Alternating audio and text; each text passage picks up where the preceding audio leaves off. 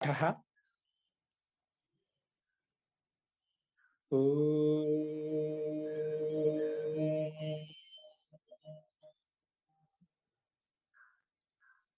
सहनाववतु सहनौ भुनक्तु सह वीर्यं करवावहै तेजस्विनावधीतमस्तु मा विद्विषावहै। ओम शांति शांति शांति।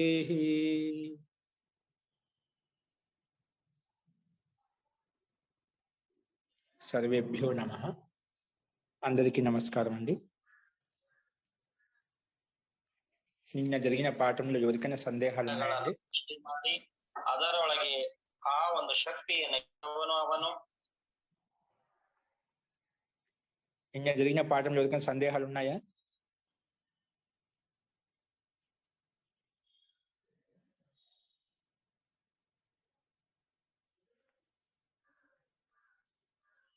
అస్తు ప్రకృతం అనుసరామః. నిన్న మనం 36వ అభ్యాసంలో ఉన్నటువంటి ఆన్సర్స్ చెప్పుకున్నాము. 37వ అభ్యాసం కూడా మొదలు పెట్టుకున్నాము. దాంట్లో నియమాలు కూడా 134 పూర్తిగా అయిపోయింది. నియమం 135 కూడా సగం మొదలు పెట్టాము. దాంట్లో 5వ పాయింట్ చెప్పుకుంటున్నాం. 5వ పాయింట్ కదా, 5వ పాయింట్ చెప్పుకుంటున్నాము. 5వ పాయింట్ కింద రాసుకోండి. 4 పాయింట్లు ఏం చెప్పామంటే గత్వా రత్వా యత్వా నత్వా మత్వా హత్వా బద్ధ్వా అని చెప్పుకున్నాము. దాంట్లోనే కొన్ని వేరే ధాతువులు చెప్పుకున్నాం. జనిత్వా అంటే ఉత్పన్నం చేసి, సాత్వా సనిత్వా, ఖాత్వా ఖనిత్వా అని చెప్పుకున్నాము. ఇప్పుడు రాసుకోండి. నెక్స్ట్ దాని తర్వాత 5వ పాయింట్ కింద రాసుకోండి. పైన చెప్పాడు కదా, నియమం 125లో ఉన్నటువంటి 1, 3, 4, 5 నియమాల ప్రకారంగా అక్కడ ఏవైతే చెప్పారో అదే నియమాలు ఇక్కడ కూడా వర్తిస్తాయి అని చెప్తున్నారు. అదే క్రమంగా ఇక్కడ ఎగ్జాంపుల్స్ చూపించారు. రాసుకోండి. 5వ పాయింట్లో ఉక్త్వా వద్ ధాతుకి ఏమొస్తుంది? ధాతు వద్ అండి. వద్ ధాతు చేత త్వా ప్రత్యయం తీసుకొచ్చినప్పుడు ఉక్త్వా అయిపోయింది. ధాతు కూడా రాసుకున్నాం. వద్ చిన్న డాష్ ఇచ్చేసి ఉక్త్వా అంటే చెప్పి, ఉక్త్వా అంటే చెప్పి. నెక్స్ట్ స్వప్ ధాతుకి స్వప్ అంటే నిద్రపోవడం.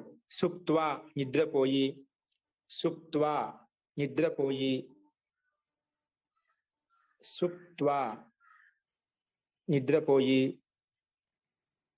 నెక్స్ట్ యజ్ ధాతుకి ఇష్ట్వా, యజ్ ధాతుకి ఇష్ట్వా అంటే యజ్ఞం చేసి, ఇష్ట్వా అంటే యజ్ఞం చేసి. నెక్స్ట్ వప్ ధాతు అండి. వప్ ధాతుకి ఉప్త్వా, ఉప్త్వా, ఉప్త్వా అంటే నాటి. ఇది విత్తనాలు నాటుతూ ఉంటాం కదా పొలంలో, అలా ఉప్త్వా అంటే నాటి. నెక్స్ట్ గృహీత్వా, గ్రహధాతుకి గృహీత్వా వస్తుందండి. గ్రహధాతుకి గృహీత్వా అంటే గ్రహించి, గ్రహించి.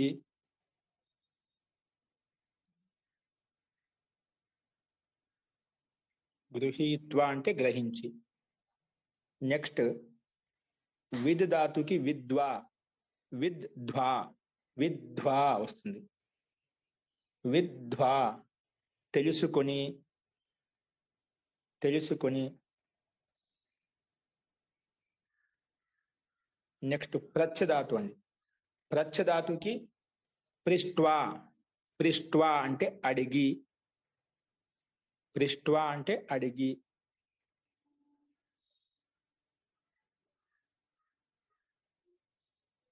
నెక్స్ట్ హూ ధాతు, హూ ధాతుకి హుత్వా అంటే హోమం చేసి, హూ ధాతుకి హుత్వా, హోమం చేసి,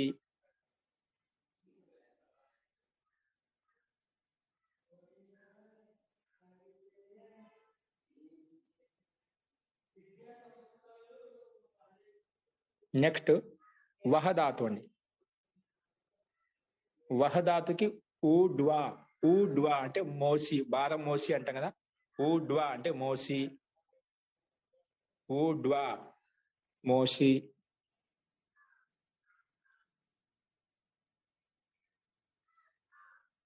ఊడ్వా అంటే మోసి. నెక్స్ట్ వద్ ధాతుకి, వద్ ధాతుకి ఉదిత్వా, ఉదిత్వా అంటే మాట్లాడి లేదా చెప్పి, ఉదిత్వా. పైన ఉక్త్వా వచ్చింది, ఇక్కడ ఉదిత్వా. అక్కడ వత్సధాతుకి,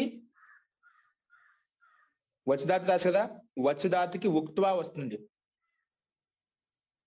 పైన మొట్టమొదటిది 5వ పాయింట్లో వత్సధాతు అండి, ఇది వత్సధాతుకి ఉక్త్వా వచ్చింది. ఇక్కడ వద్ ధాతుకి ఉదిత్వా అంటే మాట్లాడి లేదా చెప్పి, ఉదిత్వా, ఉదిత్వా. నెక్స్ట్ వస్ ధాతుకి వస్, వస్ ధాతుకి ఉషిత్వా అంటే నివసించి, ఉషిత్వా అంటే నివసించి, నివసించి.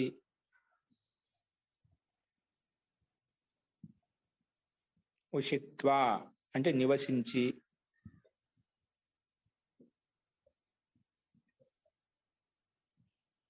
నివసించి. ఇది 5వ పాయింట్ అండి.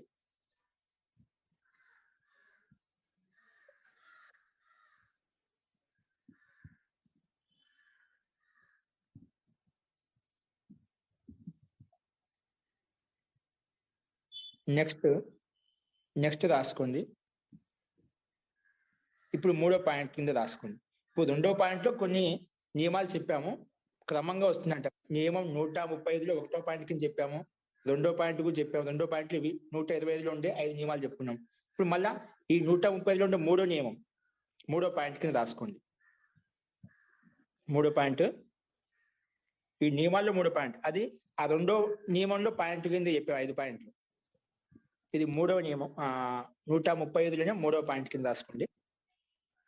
నియమం 132లో ఇచ్చినటువంటి, నియమం 132 ముందు చెప్పుకున్నామండి. నియమం 132లో ఇచ్చినటువంటి 3-4 నియమాలు, 3-4 నియమాలు ఇక్కడ ఈ ప్రత్యయంలో కూడా వర్తిస్తాయి, ఇక్కడ కూడా వర్తిస్తాయి, అంటే ఈ ప్రత్యయంలో కూడా వర్తిస్తాయి. నియమం 3-4లో చెప్పినటువంటి నియమం 132లో, నియమం 132లో చెప్పినటువంటి 3-4 నియమాలు ఇక్కడ కూడా, అంటే ఈ ప్రత్యయంలో కూడా, త్వా ప్రత్యయంలో కూడా వర్తిస్తాయి, త్వా ప్రత్యయంలో కూడా వర్తిస్తాయి.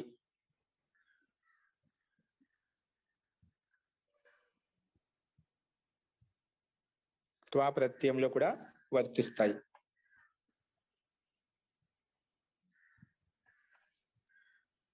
రాసుకోండి. ఏంటో మొట్టమొదటి ధాతు పచ్ ధాతు అండి. నియమం 132లో ఏ నియమాలు చూడాలంట? 3-4 అని చెప్పారా? ఆ 3 నియమానికి ఏదైతే చెప్పాడో దానికి సంబంధించి ఎగ్జాంపుల్ చెప్తున్నామట. అక్కడ 132లో 3-4 నియమాలు గమనించండి అని చెప్పాడు కదా, అక్కడ 3వ నియమం ఏం చెప్పాడు, దానికి ఎగ్జాంపుల్ ఏ విధంగా ఉంటాయి ఇక్కడ చూపిస్తున్నాడు. అందుకే ఒకసారి అది కూడా 132లో ఉన్నటువంటివి 3 నియమాలు కూడా గమనించండి మీరు తర్వాత. రాసుకోండి ఎగ్జాంపుల్. పచ్ ధాతుకి పక్త్వా, పచ్ ధాతుకి పక్త్వా. పీడిఎఫ్ ముందు పెట్టుకోండి, తప్పు లేకుండా రాసుకోండి, మీకు పైన గ్రూపులో కూడా పెట్టారండి. పక్త్వా. నెక్స్ట్ భుజ్ ధాతుకి, భుజ్ ధాతుకి భుక్త్వా. పక్త్వా అంటే వండి అర్థం, వండి. భుక్త్వా అంటే భుజించి లేదా తిని, భుక్త్వా తిని లేదా వండి. ఇవి 3వ పాయింట్కి 2 ఎగ్జాంపుల్ చెప్పాడు. మళ్ళా 4వ పాయింట్కి ఎగ్జాంపుల్ చెప్తున్నాడు. 132లో ఉండేటువంటి 4వ పాయింట్కి ఎగ్జాంపుల్స్. ప్రచ్ ధాతుకి పృష్ట్వా, అది పైన కూడా చెప్పాడు, మళ్ళీ కూడా ఇక్కడ వచ్చింది. మళ్ళా రిపీట్ అయింది. ప్రచ్ఛ ధాతుకి పృష్ట్వా, పృష్ట్వా అంటే అడిగి. నెక్స్ట్ దృష్ ధాతుకి దృష్ట్వా, దృష్ట్వా అంటే చూసి, చూసి. నెక్స్ట్ యజ్ ధాతుకి ఇష్ట్వా, యజ్ ధాతుకి ఏమొస్తుంది? ఇష్ట్వా, ఇష్ట్వా, ఇష్ట్వా అంటే యజ్ఞం చేసి.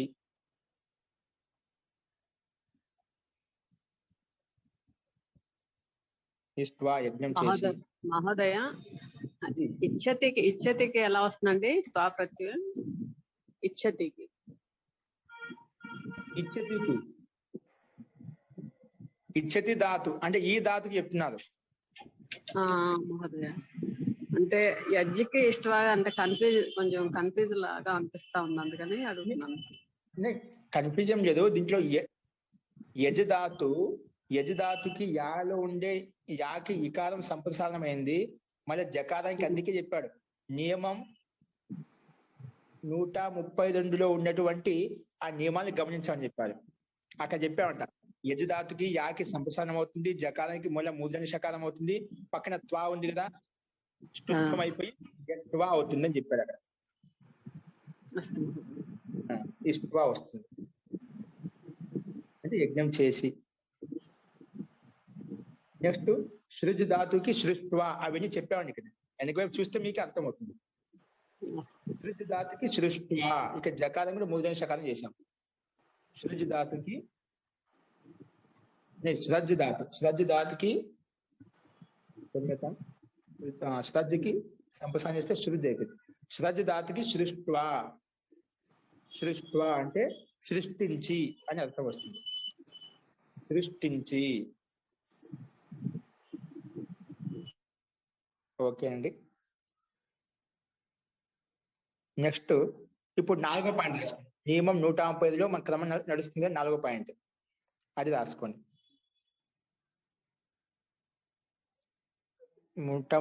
నియమం 135 ప్రకారంగా ఏ నియమాలు నడుస్తున్నాయో 4వ పాయింట్ దాంట్లో రాసుకోండి.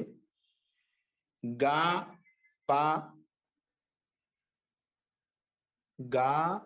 పా ఈ ధాతులో ఉన్నటువంటి ఆకార స్థానంలో, ఈ ధాతువులలో ఉన్నటువంటి దీర్ఘ ఆకార స్థానంలో గా పా, ఈ ధాతువులలో ఉన్నటువంటి దీర్ఘ ఆకార స్థానంలో ఈకారం వస్తుంది. దీర్ఘ ఈకారం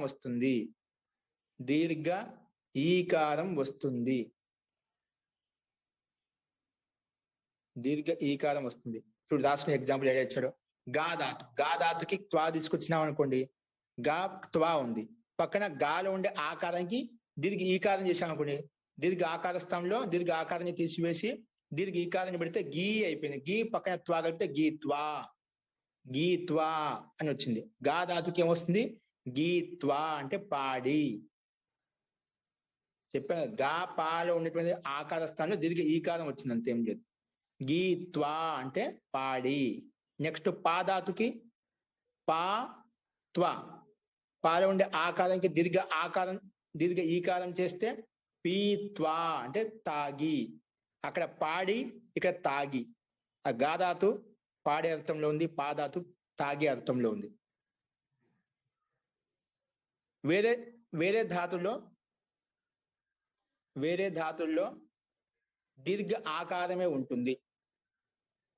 అంటే ఇక్కడ ఇచ్చిన ఏవైతే ధాతులు చూపించి దాంట్లో మాత్రమే దీర్ఘ ఆకార స్థానం దీర్ఘ ఈకారం పెట్టుకున్నాం. కొన్ని చోట్ల అన్నిటికీ ఇదే నియమం వర్తించదు. ఇక్కడ కొన్ని ఎగ్జాంపుల్ చూపించాడు అంతే.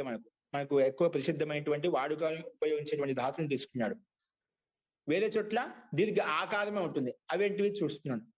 కొన్ని వేరే చోట్ల అంటే వేరే ధాతులలో దీర్ఘ ఆకారమే ఉంటుంది. అంటే దీర్ఘ ఈకారము రాదు. నువ్వు ఏమంటున్నావు? దీర్ఘ ఆకారం ఉంటే ధాతులో దీర్ఘ ఆకారం ఉంటే దీర్ఘ ఈకారం చేయమని చెప్తున్నావు కదా.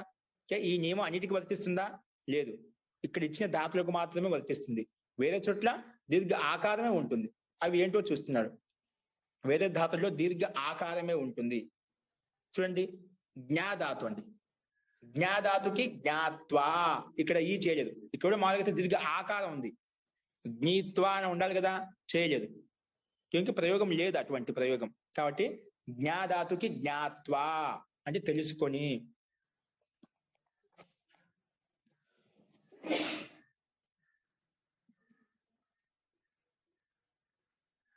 తెలుసుకొని.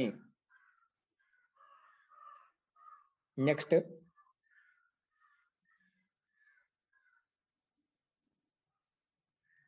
త్రాధాతుకి త్రాత్వా, రక్షించి. త్రాత్వా, త్రాత్వా. ఇక్కడ కూడా త్రా దీర్ఘం ఉంది, కానీ దీర్ఘ ఈకారం రాలేదు. అయితే కొన్ని ధాతులు దీర్ఘ ఆకారమే ఉంటున్నాడు. ఇక్కడ ఏమిచ్చాడో వాటినే గమనించాలి. అస్తు. నెక్స్ట్ 5వ పాయింట్కి రాసుకోండి. 5వ పాయింట్, నియమం 135లో 5వ పాయింట్. త్రాత్వ అంటే ఏం మహోదయ? రక్షించి. అస్తు. నెక్స్ట్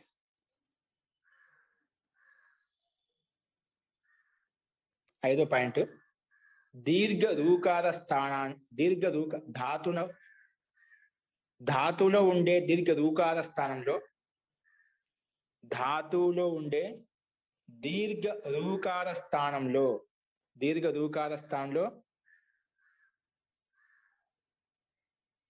ధాతులను దీర్ఘ రూకార స్థానంలో అంటే ధాతులు ఎక్కడైనా దీర్ఘ రూకారం ఉంటే దీర్ఘ రూకార స్థానంలో ఈర్ వస్తుంది.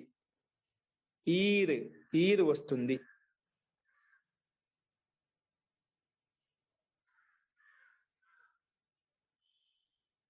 దీర్ఘ రూకార స్థానంలో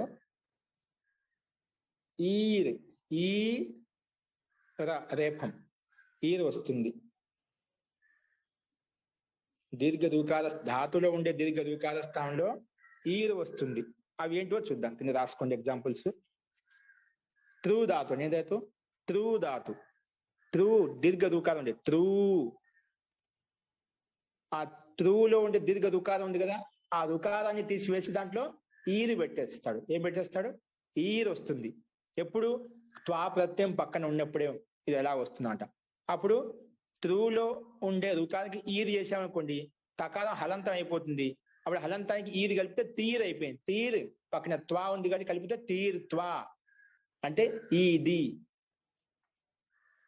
ఈది ఈది అంటే మనం ఈత కొడతాం కదా చెరువులో, బావులలో, ఈదటం అంటే ఈది. తీర్త్వా అంటే ఈది. నెక్స్ట్ క్రూ ధాతు అండి. ఏ ధాతు? క్రూ. తకారానికి దీర్ఘ రూకారం క్రూ. క్రూ ధాతుకి త్వా ప్రత్యయం తీసుకొచ్చామనుకోండి, తెచ్చిన తర్వాత ఆ దీర్ఘ రూకార స్థానంలో చెప్పిన నియమం ప్రకారంగా దీర్ఘ రూకార స్థానంలో ఈర్ వస్తుందంట. ఈర్ వచ్చింది కాబట్టి అంటే రూకార ఈర్ అయిపోతే కీర్ అయిపోతుంది. కీర్ త్వా, కీర్ త్వా. కృధాతుకి కీర్ త్వా అంటే విసిరి, చల్లి, లేదంటే కీర్ త్వా విసరటం లేదా చల్లటం. విసిరి లేదా చల్లటం. నెక్స్ట్ ప్రూధాతు. ప్రూధాతు అంటే పకారానికి దీర్ఘ రుకారం. ప్రూధాతు. ఈ ధాతువులో ఈ ధాతులో దీర్ఘ రుకార స్థానంలో ఈర్ కాకుండా ఊరు వస్తుంది. ఈ ధాతువులో దీర్ఘ రూకార స్థానంలో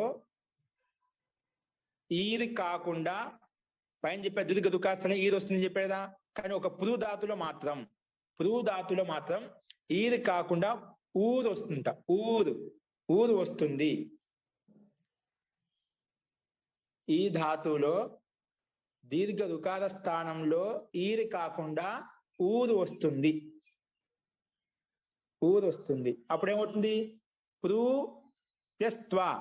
ఇప్పుడు దీర్ఘ రూకార స్థానంలో ఊరు చేసామనుకోండి, పూర్ అయిపోతుంది. పూరు త్వా అంటే పూరించి లేదా పూర్తి చేసి, పూర్ త్వా అలా వస్తుంది.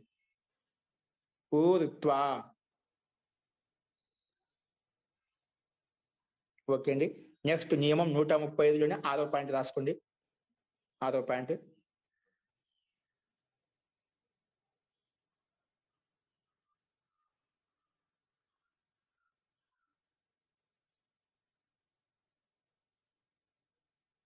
రాసుకోండి. కం కామ ధాతులు చెప్తున్నా మొత్తం 6వ పాయింట్ లో. కం ధాతు, కం కామ, క్రం, క్రం కామ. మొదటి కమ్ము ధాతు, ఇది రెండోది క్రమ ధాతు, క్రం. తర్వాత చం, చం కామ. తర్వాత దం, దం కామ. తర్వాత బ్రం, బ్రం కామ. తర్వాత శ్రం, శ్రం, శ్రం. ఈ ధాతువులు అన్నిటికీ రెండు రూపాలు వస్తాయి. ఈ ధాతువులు అన్నిటికీ ఇప్పుడు మనం చెప్పిన కమ్ము, క్రమ్ము, చం, దం, బ్రం, శ్రం, ఇవన్నీ ధాతులు ఇచ్చాయి కదా. ఈ ధాతువులు అన్నిటికీ రెండు రూపాలు వస్తాయండి. అవే చూద్దాం. ఈ ధాతువులు అన్నిటికీ రెండు రూపాలు వస్తాయి. ఈ ధాతువులు అన్నిటికీ రెండు రూపాలు వస్తాయి.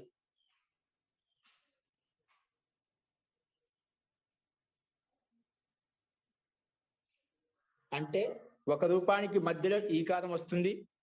అంటే ఒక రూపానికి మధ్యలో ఈకారం వస్తుంది. ఈకారం వస్తుంది.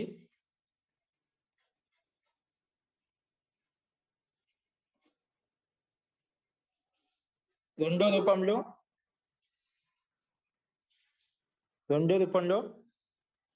అమ్ము స్థానంలో క్రమంలో అమ్ము కనిపిస్తుందా?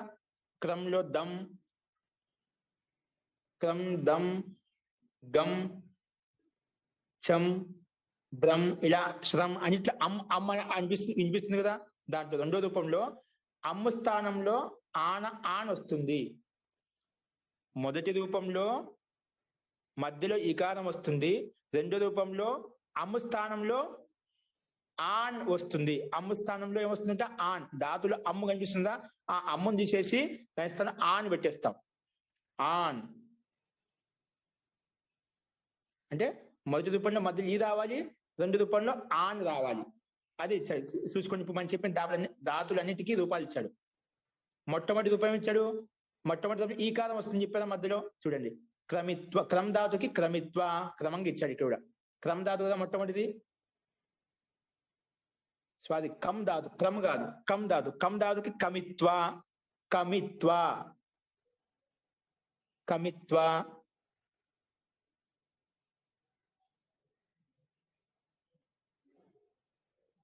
ఇది కమిత్వ. ఇది మధ్యలో ఈకారం వచ్చింది. రెండు రూపాయలు వస్తుంది, ఆన్ రావాలి. కమ్లో ఉండే అమ్ముస్తాం, ఆన్ వస్తే కాంత్వ. ఏమొస్తుంది? కమిత్వ, కాంత్వ. రెండు రూపాయలు వచ్చాయా?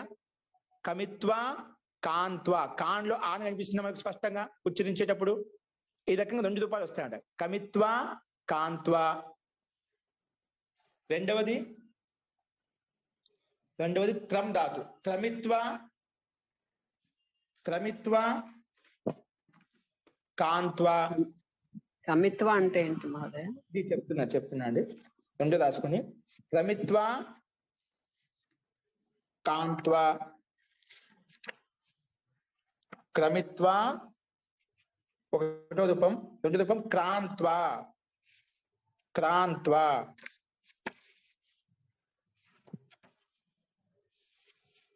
క్రాంత్వ. నెక్స్ట్ షం ధాతు. షం ధాతుకి ఎదుగు చెప్తా అండి. షం ధాతుకి షమిత్వ, షమిత్వ. రెండో రూపం శాంత్వ, షమిత్వ, శాంత్వ.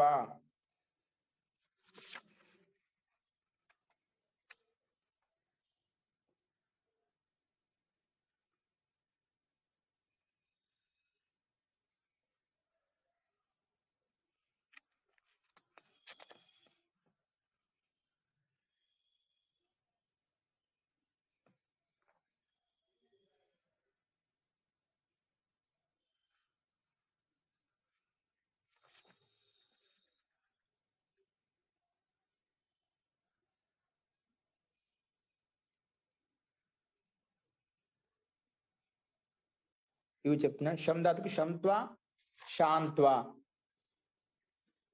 శమిత్వ శాంత్వ. నెక్స్ట్ అంతిమ పాయింట్ 7వ పాయింట్ రాసుకోండి. 7వ పాయింట్, ఈ ధాతులు రూపాలు ఈ విధంగా ఉంటాయి. ఈ ధాతు 7వ పాయింట్ కింద రాసుకోండి. నియమం 135 7వ పాయింట్. 7వ పాయింట్,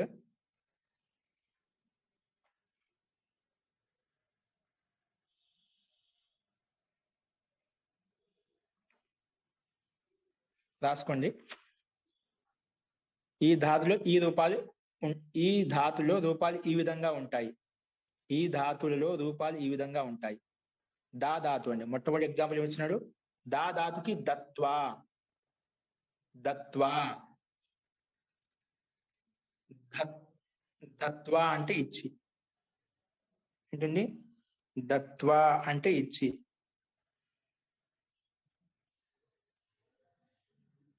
నెక్స్ట్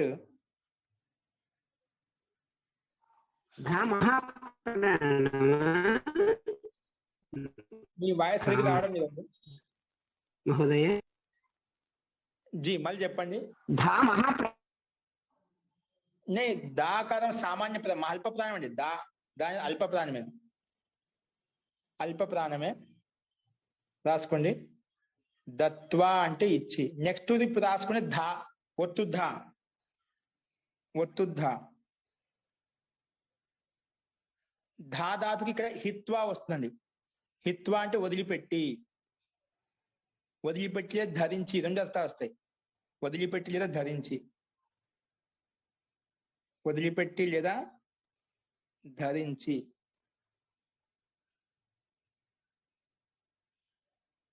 నెక్స్ట్ అండి హా ధాతు. నెక్స్ట్ హా ధాతు. ముందు ధా ధాతు.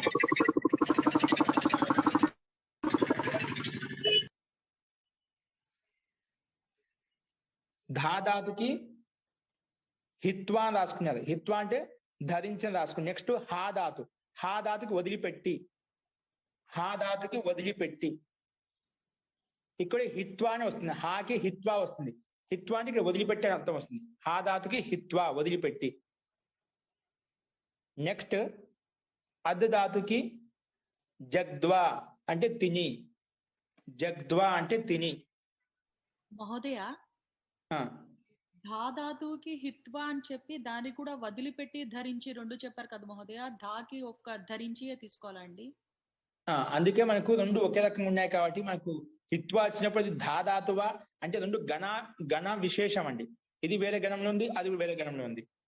అప్పుడు మనం గణాన్ని బట్టి చూసుకోవాలి అన్నమాట. అర్థాన్ని బట్టి చూసుకోవాలి. వదిలిపెట్టి అన్నప్పుడు సందర్భాన్ని బట్టి ఇక్కడ ధా ధాతు అన్నప్పుడు ఇది ఇంకో అర్థం వేరే గణంలో ఉండే తీసుకోవాలి. ఇదే గణంలో భిన్న భిన్న గణాల్లో ఉన్నాయి. ఈ గణం కూడా ఎక్కడ ఉందో నాకు కూడా తెలియదు, అంటే ఏ గణంలో ఉందనేది. కాబట్టి అంటే ఒకదానికి ధా ధాతు అన్నప్పుడు కేవలం ధరించే అని అర్థం వస్తుంది. హా ధాతు అన్నప్పుడు కేవలం వదిలిపెట్టే అని అర్థం వస్తుంది. అందుకే ముందుది తీసేసుకొని చెప్పాను. ముందు ధా ధాతుకి చెప్పాను కదా, ధరించి లేదా వదిలిపెట్టి అని. వదిలిపెట్టే తీసేయండి. తర్వాత హా ధాతుకు మటుకు వదిలిపెట్టే రాసుకోండి. హా ధాతుకు వదిలిపెట్టే రాసుకోండి.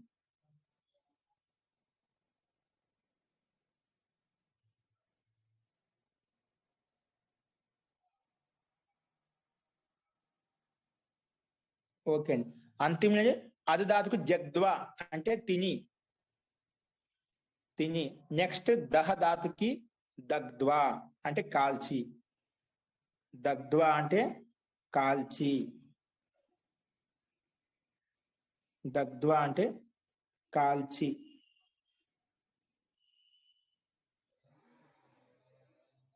ఓకే అండి. ఇవి మనకు అభ్యాసం 37లో ఉన్నటువంటి నియమాలు. ఇప్పుడు వీటికి సంబంధించే వాక్యాలు చెప్పుకుందాము. ఆ వాక్యాలు రాసుకోండి. ఇక్కడ మీకు క్రమిత్వ అంటే క్రమంగా ఉంచి, క్రమించి అంటే క్రమ పద్ధతిలో పెట్టి, శమిత్వాకి శాంతపరిచి, కందాతికి అర్థం నేను చెప్తాను, తర్వాత చెప్తానండి. వీటికి భిన్న భిన్న అర్థాలు ఉన్నాయి. కందాతుకు నేను కనిపించలేదు నాకు ఇప్పుడు. క్రమధాతుకి పాద విక్షేపే అంటే విక్షేపం అంటే విభేదించడం, భేదీకరణ చేయడం అలాంటి అర్థంలో వస్తుంది. కదా ఏంటండి? మహోదయ. దాటడం అని కూడా ఉందనుకుంటా. క్రమాన్ని ఇప్పుడు క్రమ విక్షేపే అంటున్నాడు. పాద విక్షేపే ఒక క్రమంలో ఉంటుంది, ఒక పాదంలో ఉంటుంది, అంటే ఒక క్రమ పద్ధతిలో ఉంటుంది అనమాట. క్రమంగా పెట్టి పాద విక్షేపం చేసి అంటే పాదం క్రమంగా పెట్టి క్రమంగా ఉంచి అలాంటి అర్థంలో.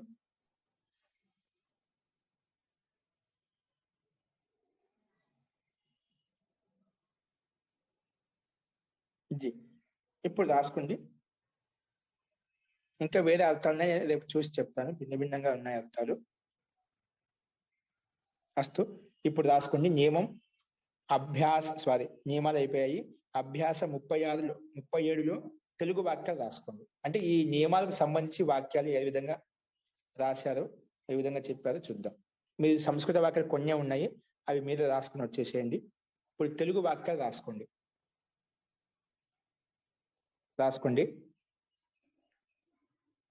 శ్యాముడు స్నానం చేసి. శ్యాముడు మొట్టమొదటి వాక్యం అభ్యాస 37లో తెలుగు వాక్యం. తెలుగులో మొట్టమొదటి వాక్యం శ్యాముడు స్నానం చేసి. ఇవన్నీ త్వా ప్రత్యయాన్ని ఉపయోగించి వాక్యాలు రాయాలి. ఓకే, రాసుకోండి. శ్యాముడు స్నానం చేసి, దాంట్లో కంటిన్యూగా పుస్తకం చదివి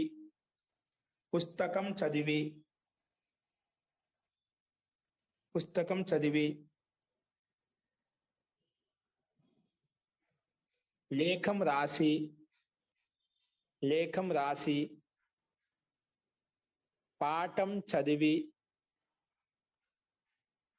పాఠం చదివి ఇంకా స్మరించి. పాఠం చదివి ఇంకా స్మరించి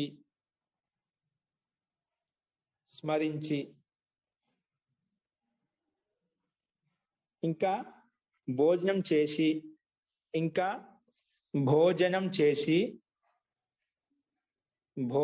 చేసి ప్రతిదినం అంటే ప్రతిరోజు. భోజనం చేసి ప్రతిరోజు పాఠశాలకు వెళ్తున్నాడు.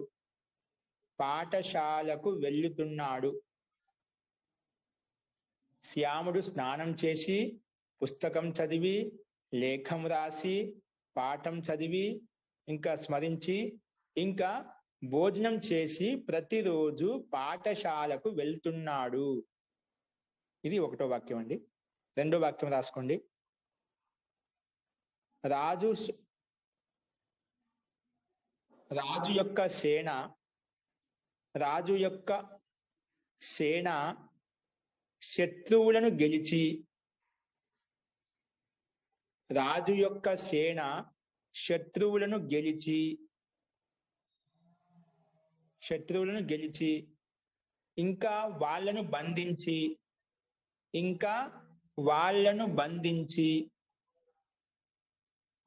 రాజు దగ్గరికి తీసుకువస్తున్నది. ఎవరు? సేన రాజు దగ్గర తీసుకొస్తున్నది. ఇది రెండో వాక్యం. చాలా పని చేసి. నెక్స్ట్ మూడో వాక్యం చాలా పని చేసి భోజనం వండి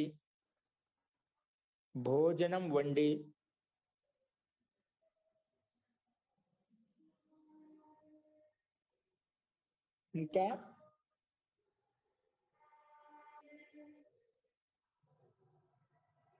అత్తమ్మకు తినిపించి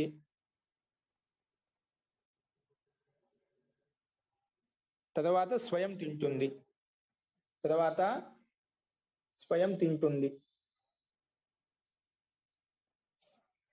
చాలా పని చేసి భోజనం వండి ఇంకా అత్తకు భోజనం పెట్టి, అత్తమ్మకు భోజనం తినిపించి స్వయం తింటుంది.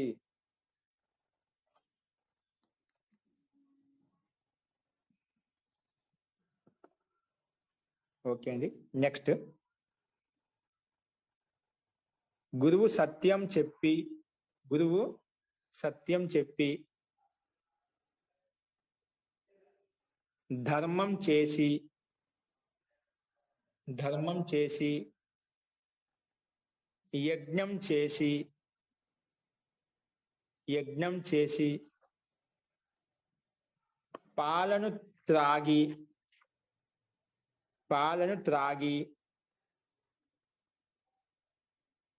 ఇంకా ఛాత్రులను చదివించి ఛాత్రులకు చదివించి అంటే విద్యార్థులకు చదివించి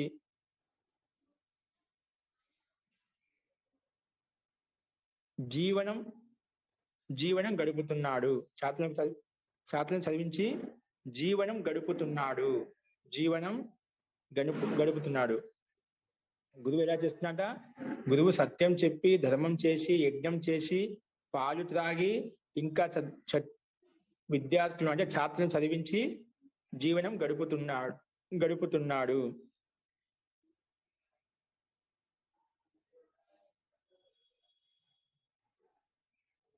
ఓకే, నెక్స్ట్ వాక్యం. అత్త అంటే అత్తమ్మ దానం చేసి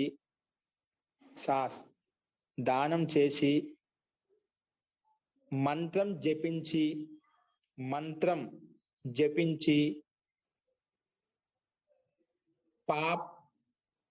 జపించి పాట పాడి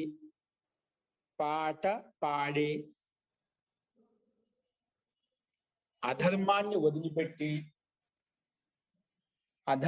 వదిలిపెట్టి ఇంకా సత్యం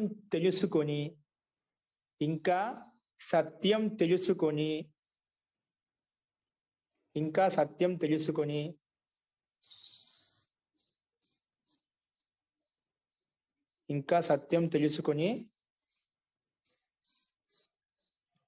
సుఖపూర్వకంగా ఉంటుంది.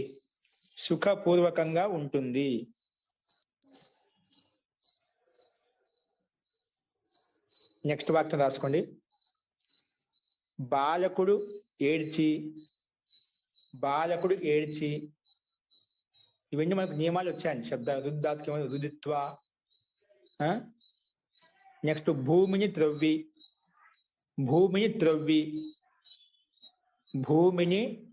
త్రవ్వి అంటే త్రవ్వటం తెలుసు కదా. భూమిని త్రవ్వి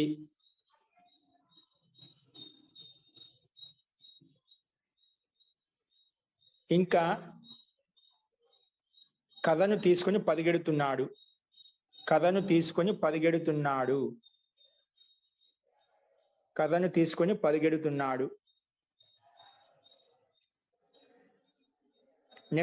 నెక్స్ట్ వాక్యం రాసుకోండి.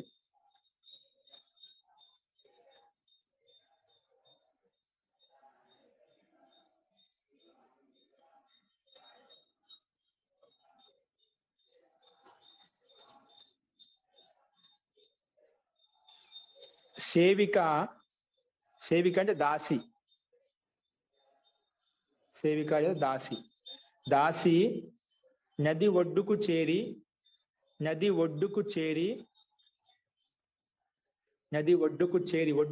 తిరుగుదాత్మ తీర్త్వ అని చెప్పాను ఇప్పుడు నియమాల్లో. తీర్త్వ అది ఉపయోగించాలి. దాసి లేదా సేవిక నది ఒడ్డుకు చేరి భారాన్ని నెత్తి మీద పెట్టుకొని వెళ్ళుతున్నది. భారాన్ని నెత్తి మీద పెట్టుకొని తీసుకెళ్తున్నది. ఆయన భారాన్ని నెత్తి మీద పెట్టుకొని తీసుకెళ్తున్నది.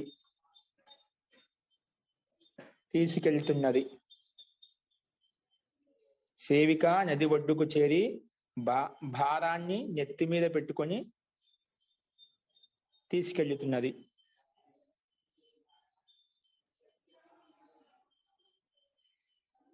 నెక్స్ట్ 8వ వాక్యం రాసుకోండి.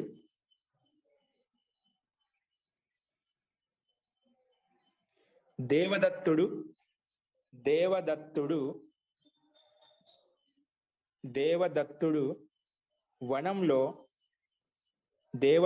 వనంలో ఒక పులిని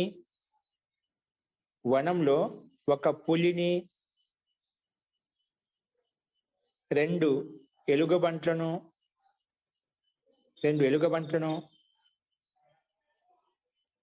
మూడు పందులను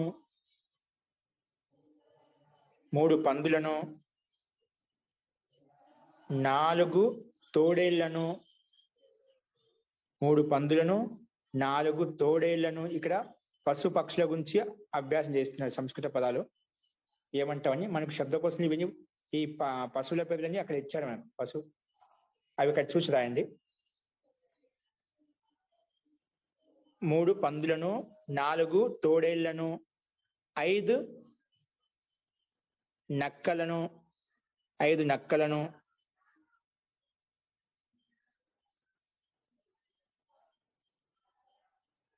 5 నక్కలను ఇంకా 6 మృగాలను చూడాలి 6 మృగాలను చూడాలి చూస్తున్నాడు దాంట్లోనే చూడాలి చూస్తున్నాడు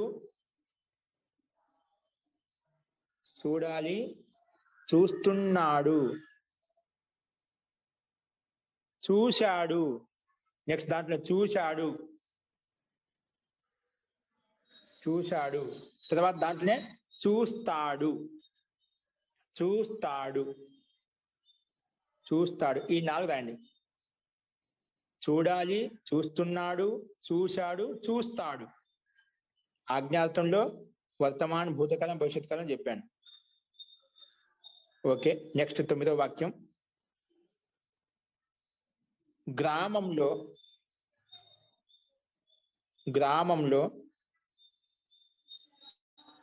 చాలా గుర్రములు గ్రామంలో గుర్రాలు అంటే చాలా గుర్రాలు ఎద్దులు ఒంటెలు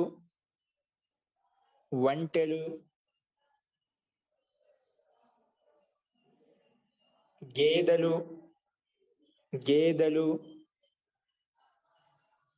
కుక్కలు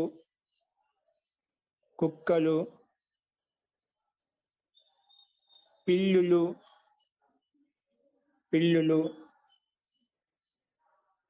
ఇంకా గాడిదలు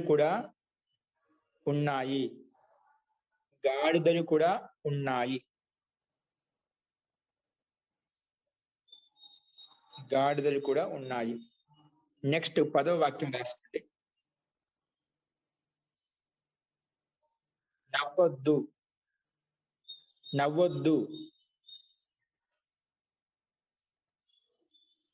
7వ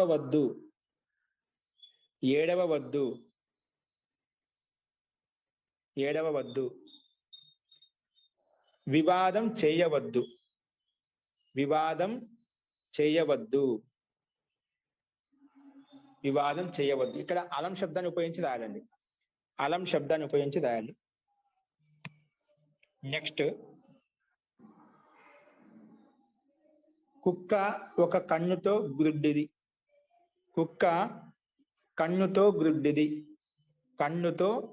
గ్రుడ్డిది ఈ తృతీయ విభక్తి నియమాలను ఉపయోగించి వాక్యాలు వచ్చాయి మనకు అభ్యాసం 9లో తృతీయ విభక్తి నియమాలను కూడా గమనించండి ఆ తృతీయ విభక్తి నియమాలను ఆధారం చేసుకుని ఇక్కడ వాక్యాలు ఇప్పుడు చెప్పినటువంటి నెక్స్ట్ గుర్రము కాలితో కుంటిది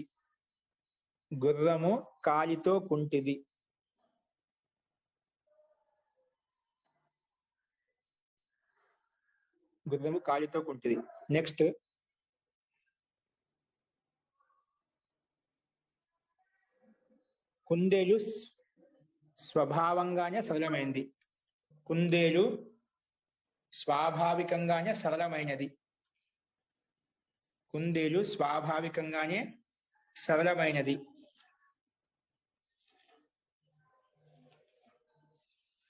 కుందేలు స్వాభావికంగానే సరళమైనది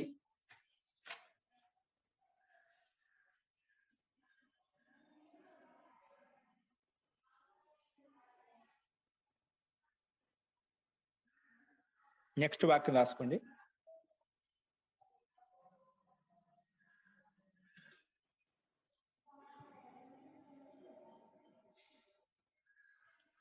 అలాంటి కుక్కతోటి అలాంటి కుక్కతోటి ఏమి ప్రయోజనం? ఏదైతే రక్షించదో. అలాంటి కుక్కతో ఏ ప్రయోజనము? ఏదైతే రక్షించదో. అలాంటి కుక్కతోటి ఏమి ప్రయోజనం? ఏదైతే రక్షించదో. అలాంటి కుక్కతోటి ఏమి ప్రయోజనం? ఏదైతే రక్షించలేదో. ఏదంటే రక్షించలేదో. అలాంటి కుక్కతోటి ఏమి ప్రయోజనం? ఏదైతే రక్షించలేదో. ఓకే అండి. ఇవి వాక్యాలు. కొన్ని ధాతులను ఉపయోగించి రాసుకోండి. ధాతును ఉపయోగించి సి ధాతును ఉపయోగించి రాలి. మొత్తం సి ధాతువును ఉపయోగించి ఆత్మీయ పదంలో ఉంది సి ధాతు. మొత్తం 10 లకాలు 10 వాక్యాలు చెప్తాం. 10 లకాలు రాయాలి. మొట్టమొదటి వాక్యం రాసుకోండి. సి ధాతువును ఉపయోగించి రాయాలి. అతడు నిద్రపోతున్నాడు. అతడు నిద్రపోతున్నాడు.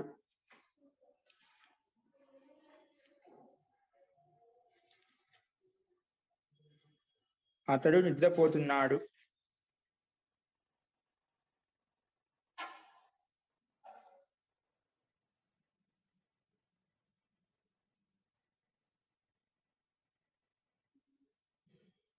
ఇప్పుడు దాకా మనకు ముందు నియమాల్లో క్రమ్ ధాతు వచ్చిందండి. క్రమ్ అంటే ఒక అర్థం ఏమొస్తుందంటే తిరగడం అనే అర్థం కూడా వస్తుందండి. ఏంటండి? తిరగడం. పాద విక్షేపి అంటే మనం భ్రమణం చేస్తాం కదా, అలాగే తిరగటం. క్రమతి అంటే తిరుగుతున్నాడు అనే అర్థం కూడా వస్తుంది. అస్తు.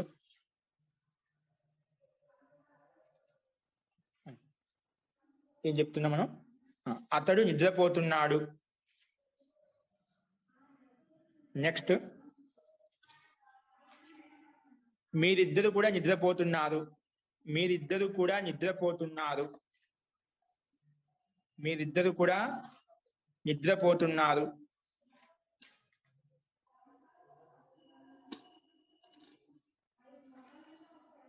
నేను కూడా నిద్రపోతున్నాను. నేను కూడా నిద్రపోతున్నాను.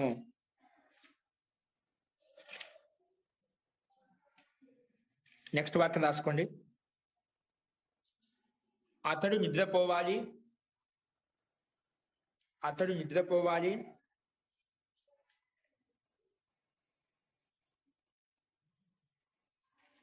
నీవు నిద్రపో. నీవు నిద్రపో. నీవు నిద్రపో. నన్ను నిద్రపోమ్మంటావా? నన్ను నిద్రపోమ్మంటావా? నన్ను నిద్రపోమ్మంటావా? నెక్స్ట్ వాక్యం రాసుకోండి. అతడు నిద్రపోయాడు. అతడు నిద్రపోయాడు.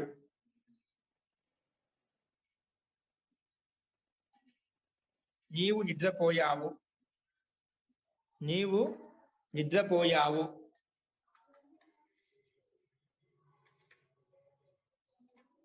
నేను కూడా నిద్రపోయాను. నేను కూడా నిద్రపోయాను.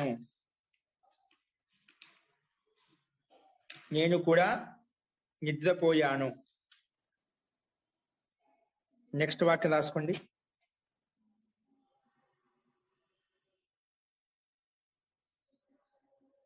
నెక్స్ట్ వాక్యం. అతడు నిద్రపోతాడు. భవిష్యత్ కాలంలో అతడు నిద్రపోతాడు. అతడు నిద్రపోతాడు. నీవు కూడా నిద్రపోతావు. నీవు కూడా నిద్రపోతావు. నీవు కూడా నిద్రపోతావు. నేను కూడా నిద్రపోతాను. భవిష్యత్ కాలం నుండి నిద్రపోతాను. నిద్రపోతాను.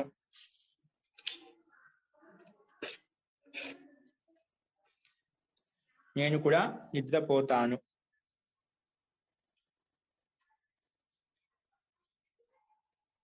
ఓకే, ఇప్పుడు రాసుకోండి. నెక్స్ట్, ఇప్పుడు సామాన్యంగా లట్లకారము లోట్ లకారము, లంగ్ లకారము, లిట్ లకారం, భవిష్యత్ కాలం చెప్పాను. ఇప్పుడు మిగిలిన లకారాలు చెప్తున్నాను.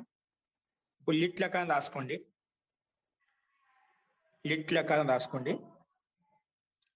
రాముడు అంటే లిట్ లకారాన్ని ఉపయోగించి పరోక్ష భూతకాలను ఉపయోగించి వాక్యం రాసుకోండి. రాముడు, లక్ష్మణుడు, ఇంకా సీత రాముడు, లక్ష్మణుడు, సీత మొదటి రోజు ఒక చెట్టు కింద నిద్రపోయారు. రాముడు, లక్ష్మణుడు, సీత మొదటి రోజు అంటే అడవులకు వెళ్ళినప్పుడు మొదటి రోజు ఒక చెట్టు కింద పడుకున్నారు.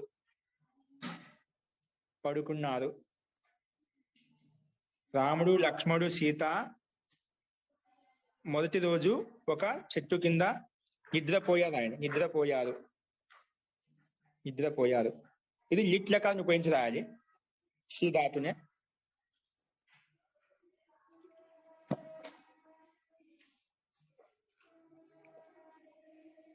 నెక్స్ట్ రాసుకోండి.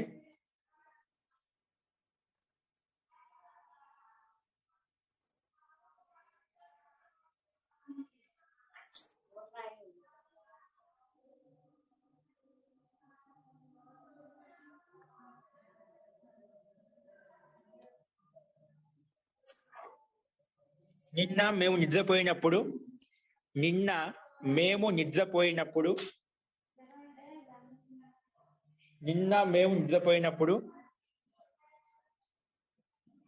కుక్కలు అరుస్తూ ఉండేవి.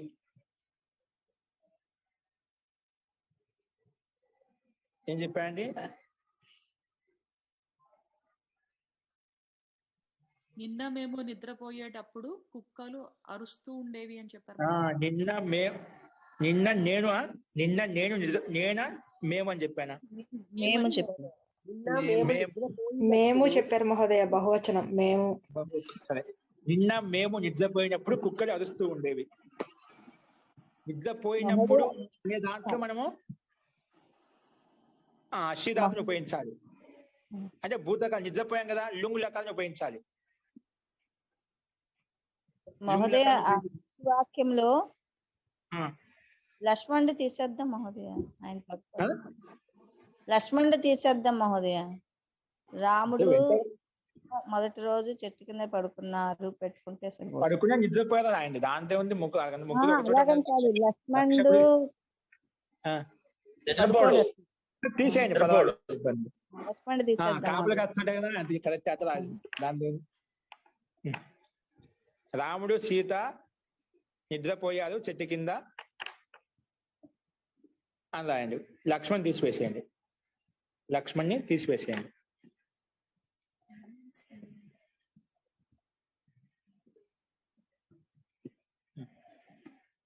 నిన్న మేము నిద్రపోయినప్పుడు కుక్కలు అరుస్తూ ఉండేవి. ఓకే, నెక్స్ట్ వాక్యం.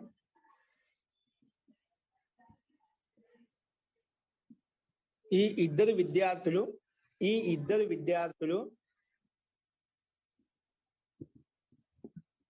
ఈ రోజు 8 గంటలకే నిద్రపోయారు. 8 గంటలకే నిద్రపోయారు. ఈ ఇద్దరు విద్యార్థులు లేదా ఈ అందరు విద్యార్థులు ఏదైనా రాసుకోండి. ఈ అందరు విద్యార్థులు 8 గంటలకే నిద్రపోయారు.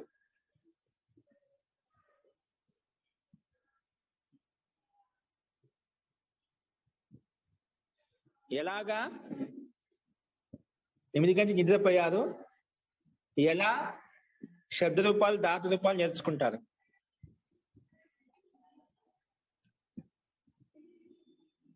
ఎలా శబ్ద రూపాలు, ధాతు రూపాలు నేర్చుకుంటారు లేదా స్మరిస్తారు. ఈ అందరి విద్యార్థులు 8 గంటలకి నిద్రపోయారు. ఎలా శబ్దాలు, ధాతులు నేర్చుకుంటారు లేదా స్మరిస్తారు. శబ్దాలు, ధాతులు పెట్టండి. శబ్దాలు, ధాతులు నేర్చుకుంటారు లేదా స్మరిస్తారు.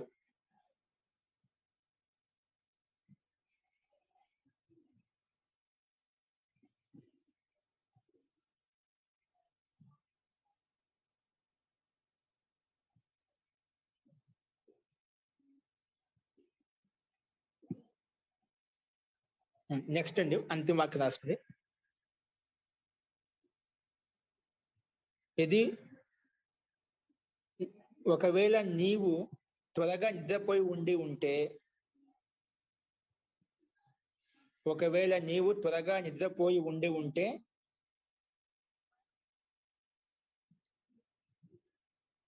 త్వరగా లేచేవాడివి. ఒకవేళ నీవు త్వరగా నిద్రపోయి ఉంటే త్వరగా లేచేవాడివి.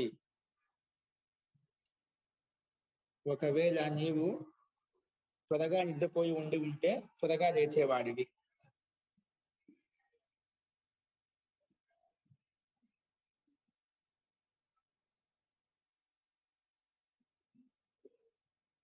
ఓకే అండి.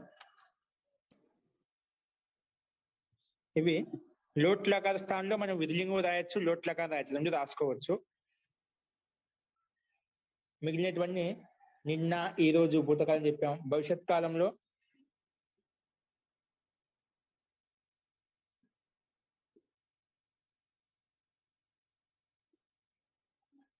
ఈ సన్యాసులు ఒకటి రాసుకోండి. భవిష్యత్ కాలంలో అంటే రేపు జరిగిపోయే భవిష్యత్ కాలం. ఈ సన్యాసులు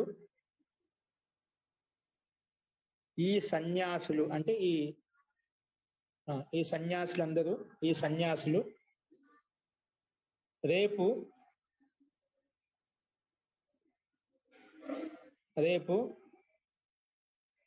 ఆ సాధు యొక్క కుటీరంలో నిద్రపోతారు. ఆ సాధు యొక్క కుటీరంలో నిద్రపోతారు. ఈ సన్యాసులు రేపు ఆ సాధు యొక్క కుటీరంలో నిద్రపోతారు.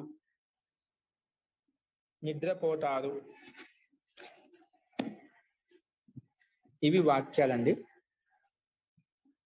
ఇవి శ్రీదాత్ను ఉపయోగించి చెప్పాను, కొంచెం భిన్నంగా చెప్పాను, కొంచెం పెద్ద వాక్యాలు చెప్పాను. కొంచెం గమనించరాయండి, అర్థమవుతాయండి. సింపుల్ గా వాక్యాన్ని గమనించండి. ఏ కాలం ఎవరిని ఎక్కడ ఏ కాలంలో సంకేతిస్తుంది?